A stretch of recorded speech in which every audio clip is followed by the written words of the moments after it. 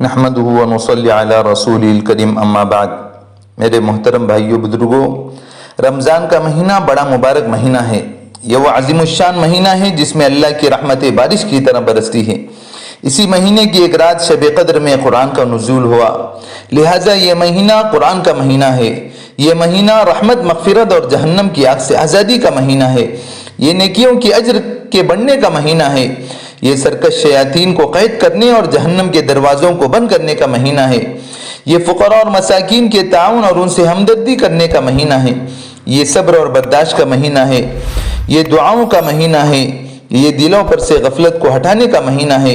یہ روزوں کا مہینہ ہے۔ غرض رمضان کا مہینہ اللہ کا احسان ہے۔ رمضان کا مہینہ اللہ کا انعام ہے۔ رمضان کا مہینہ اللہ کا مہمان ہے، لہٰذا ہم اس اللہ کے مہمان کی قدر کریں، اس پر اللہ کا شکر ادا کریں، رمضان کی آمد پر خوشی کا اظہار کریں۔ ابھی سے پورے رمضان کو اللہ کی اطاعت کے ساتھ گزارنے اور گناہوں سے اور اللہ کی نافرمانی سے بچتے ہوئے گزارنے کا پکا ارادہ کریں۔ اب سوال یہ پیدا ہوتا ہے کہ اب ہم اس ماہ مبارک کی قدر کس طرح کریں؟ اس مہینے کو ہم کس طرح گزارنا ہے؟ کیا اس قیمتی مہینے کو ہمیں ضائع کرنا ہے؟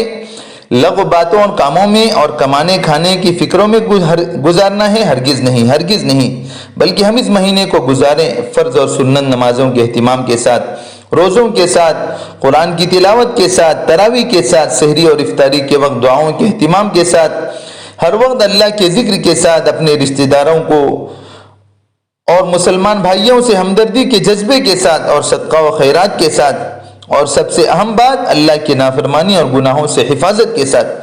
اگر ان اعمال کے ساتھ ہم نے اس ماہ مبارک کو گزارا تو یہ ماہ مبارک ہماری زندگی کی تبدیلی کا سبب بنے گا اور اللہ کی رحمت اور مغفرت، آگ سے آزادی کے پروانے کے حصول کا سبب بنے گا۔